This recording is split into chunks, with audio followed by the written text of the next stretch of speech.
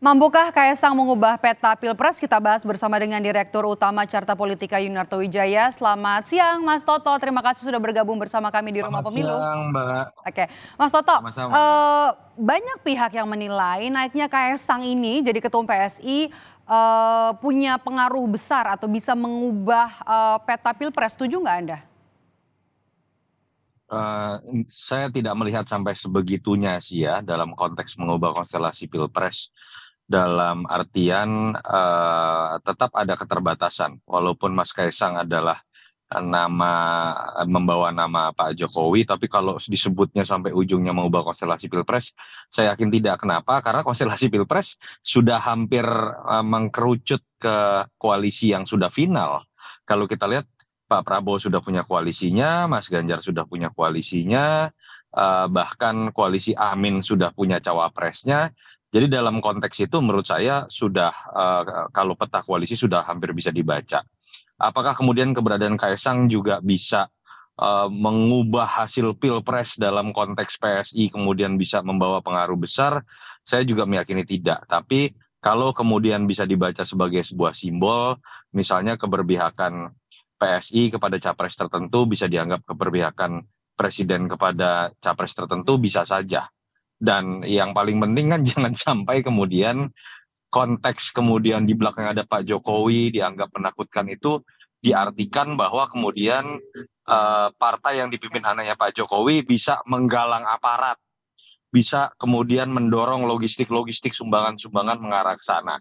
Ya kalau itu yang terjadi itu sudah pelanggaran pemilu menurut saya.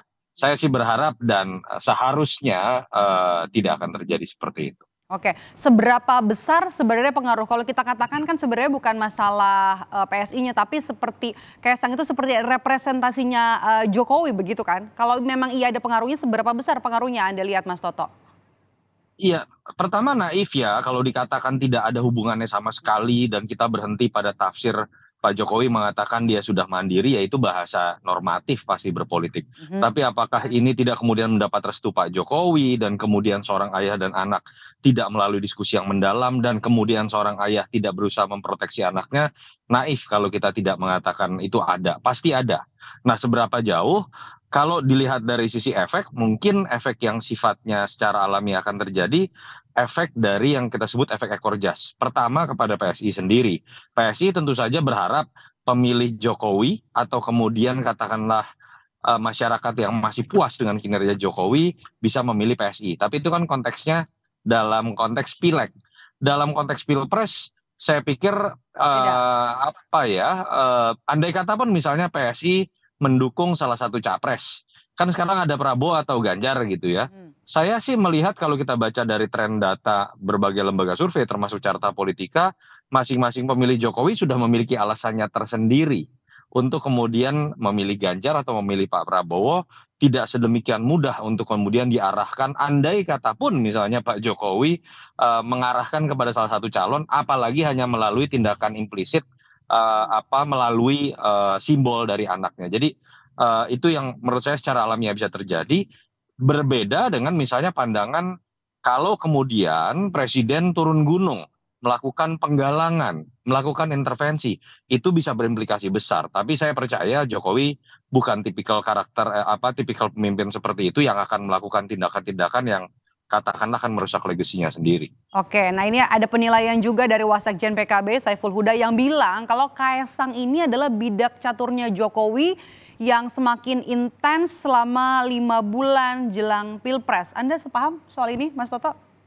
Ya sudah pasti kalau Kaisang akan lebih agresif pasti karena dia punya punya tugas loh sekarang meloloskan PSI dalam parliamentary Parlemen. threshold. Kalau kalau tidak akan malu-maluin, orang sudah heboh anak presiden lalu kemudian tidak lolos PT juga, ya itu legacy yang jelek juga baik buat Kaisang ataupun orang akan mengkaitkan dengan seberapa kuat ayahnya dalam pengaruhnya di politik.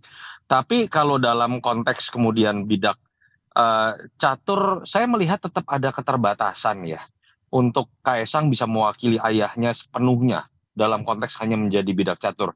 Jangan juga lah kita kemudian merendahkan Kaisang yang seakan-akan cuma topeng saja sementara ayahnya yang sedang bergerak. di atas dalam era transparansi seperti ini, saya yakin tidak mudah seorang presiden melakukan intervensi politik dalam pilpres. Nah kan kemarin juga Kaesang ini kan milih sowan ke Barajepe. Anda ngelihatnya gimana nih Mas Toto?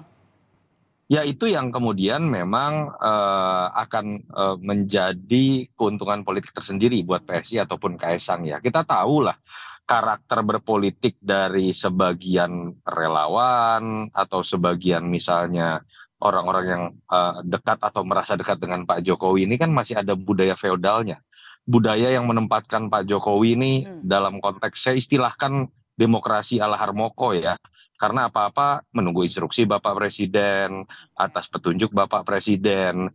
Itu yang menurut saya malah bisa menjerumuskan Pak Jokowi dan keluarga. Kalau kemudian selalu ditempatkan dalam posisi seperti itu. Bahwa seakan-akan sekelilingnya ini hanya bidak catur gitu kan. Padahal kita ingat Pak Jokowi ini salah satu value added-nya adalah ketika dia tampil sebagai dulu cagup DKI, capres akhirnya menjadi presiden karena berawal dari kalangan biasa bukan bangsawan politik. Jangan sampai kemudian sekelilingnya menempatkan Jokowi sekarang seakan-akan menjadi raja tadi atau seperti Pak Harto dulu yang apa-apa sekelilingnya selalu mengatakan menunggu instruksi presiden. Mas Toto terakhir, Anda melihat keluarga Jokowi ini arahnya benar ke Prabowo sesuai dengan yang disampaikan oleh Ketua Projo Ari Budi soal inisial P itu? Saya pikir kalau kita lihat terlalu banyak variabel yang masih sulit buat kita menyimpulkan ya.